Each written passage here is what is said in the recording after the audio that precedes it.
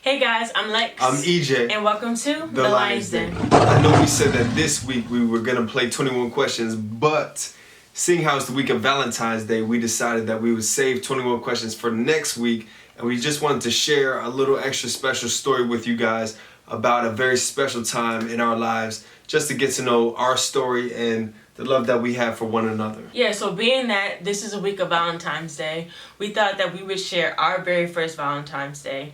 It definitely was just amazing, and I think it's just a story of love and also a story of inspiration and also restoration. That's what that Valentine's Day for me it means for me, a time of restoration. So let's get into it. So Valentine's Day 2017, at that time I was a full-time personal trainer.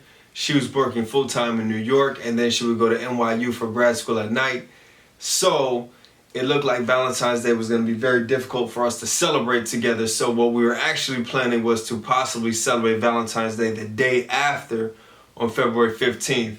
But I had other plans because I realized that celebrating Valentine's Day the day after it's just not the same. It just doesn't feel right. So my inner James Bond kicked in, and I had to do some research and ask some probing questions. Yeah, so he would ask me like, where's your class again? Or like, what time do you get out again?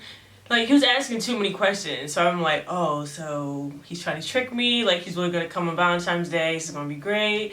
I got to make sure my hair is done, makeup right. So I was expecting some type of surprise on actual, Valentine's Day. But that's not what happened. So what did you do? What had happened was I was scheming for a couple weeks, and I figured that I can't come on Valentine's Day. I don't want to come the day after Valentine's Day. So I'm going to come on February 13th, the day before Valentine's Day. So I drove from New Jersey. I went to the city. I knew where her building was. And getting into NYU, it's like getting into Fort Knox. They do not let anybody in. Like, if days when I forget my ID, I would be upset because it's a whole process. Like, they do not let anybody in without an ID. It's very tough. But somehow this guy managed to get in the building. Getting into NYU is like breaking out of prison. So basically, I had to tap into my inner prison break. What's that guy's name? What? The guy from Prison Break. I had to tap into my inner Michael Schofield. How he would break out of prison, I had to break into NYU. So I pull up to NYU. First off, there's no parking whatsoever. So anyway, find a parking spot after a while. And then I go to the security guard. And I got to tell him this whole story. I got flowers with me and the whole nine. So somehow, some way, by the grace of God, evidence of God's grace, he lets me go in with a few stipulations. And I walk in the building, and I go to the lobby. And again, I'm kind of searching for her because I don't know what floor she's on or anything like that. Five floors in this building. I'm on like floor 3. I don't know how he found me. Like, it's insane. I happen to go to floor 3, and she happens to be in the lobby area on a computer typing with her back to me. So I'm trying to figure out what I want to do. So I see some random girl. I'm like, excuse me, miss. This is going to sound a little crazy, but I'm going to ask you to do me a favor if you don't mind. Can you just say Alexis? And she was like, let me get this straight. You just want me to say Alexis out loud? I was like, yep, that's it. Because that girl's name's Alexis. She's going to hear you. She's going to turn around. She's going to see me.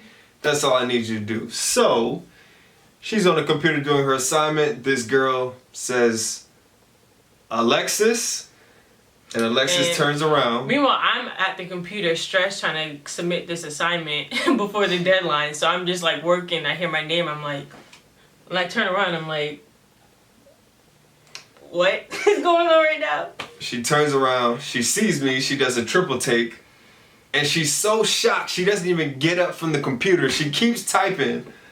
I don't remember that part. You keep saying that. I don't agree, but go ahead. So I go up to her. And then finally she gets up, she gives me a hug, she gives me a kiss, I give her the flowers, and she's shocked beyond her mind. Yeah, I'm totally speechless. Like, I just turn around, he's there with a bouquet of roses, and I'm just like, wow. And then immediately I thought, my hair and makeup is not done. This is supposed to be tomorrow. But it's okay, because I was decent, right? Okay. Always. So that was the first part of the surprise. He had more in store. So what else did you have in store? So as I'm driving around New York looking for a parking spot, I literally prayed, God, what do you want me to do? First off, I need you to be with me as I try to break into NYU. But what do you want me to do? I had a restaurant in mind, but I knew I needed something to supplement the surprise and the restaurant. What do you want me to do? And I really feel like God placed on my heart to take her to the Brooklyn Bridge. So I surprised her. We get up, we go to the car, and then she says, where are we going? And I say, we're going to the Brooklyn Bridge to walk on the Brooklyn Bridge. So that part of the story, this is the biggest part of the story for me, because growing up, I couldn't tell you the name of the movie, but there was some couple and they had this romantic date on the Brooklyn Bridge. And I always used to think to myself, like, I can't wait to be in a relationship. We're going to have a date on the Brooklyn Bridge. He's going to walk me across and it's going to be the greatest moment ever. So that was something that I always hoped for. That's something I always prayed for. And for actually a previous relationship that I was in, me trying to plan stuff out, I wanted that dream to come true so bad. I went and planned like a date on the Brooklyn Bridge, and it wasn't the best experience. Like, I ended up, like, after the date, like, leaving, I was in tears, like, going home. Like, it just wasn't a good situation. And I remember being so hurt, like, this was something I always dreamed about, and, like, this moment is totally ruined. Like, that bridge represents a place where I experienced hurt. So now, fast forward, like 3 years later, and for EJ to surprise me at school, and then I asked where we're going, and his response is the Brooklyn Bridge. I'm just looking like, what? Like, this is a place I always, like, dreamed about. He didn't know that. He didn't know that was on my heart, but that was the place that he took me, and it was just a beautiful moment. And it was crazy because that same place that represented, like, hurt for me, God restored it, and he now represented a place of just, like, joy and happiness, and a place where I just felt so loved, and it was just a beautiful moment. So for me, it was just, like, to see how God, like, restored. And he didn't know about taking me to Brooklyn Bridge. He said a prayer, like, right before he came to NYU, and God, like, you said you prayed and you looked up and you saw a sign for Brooklyn Bridge. So that's where he took me. So, like, we give God all the credit for that, and it's just, like, a testimony of just how God can, like, restore things. So, like, even in this season of like love, like, some may have a significant other, some may be still waiting for that significant other, some may be healing from past relationships. I just want to, like, encourage you that nothing is impossible with God, and that he cannot restore. So, like, those who are maybe in a season of healing, just understand and know, like, those places what you once felt hurt, where you felt pain, that God can restore, that God can give you peace, that God can give you joy, where you can just feel love. Like, it's coming. Like, don't lose hope. Like, don't give up. Like, God can do anything, and we're a testament to that. We're only here together because of God's doing, because of God's grace. Nothing on our own, but purely God. And that, yes, our relationship is evidence of God's grace, like, without doubt. So yeah, that was the second part of the date. Then what was next? Like I said, I was scheming for a few weeks on this, and I had to contact my main man, Maul Davis, broski boy. Shout out to Maul. And he told me about this place in Harlem called Amy Ruth's, famous restaurant. So surprised her, went to the Brooklyn Bridge, found out her story, what she just shared with you guys, she shared with me. And I was like, wow. To conclude the night, we're going to go to this restaurant called Amy Ruth's. It's highly recommended by my friend, so we went there. The food was good. It's soul food. You can never go wrong with soul food in my book, so it was good. Yeah, so... And we had a great time. So, at the end of the day, God is good. It was a night for the books, and I've never been surprised like that ever. So, that's the moment that I always hold in my heart. One of our special moments. I couldn't have asked for a better Valentine's Day. And I remember texting my friends, like, as soon as it happened, everyone's like, he's setting the bar high. Like, this is the first Valentine's. What is he about to do for years coming? And I can say without doubt, every year he it just gets better and better.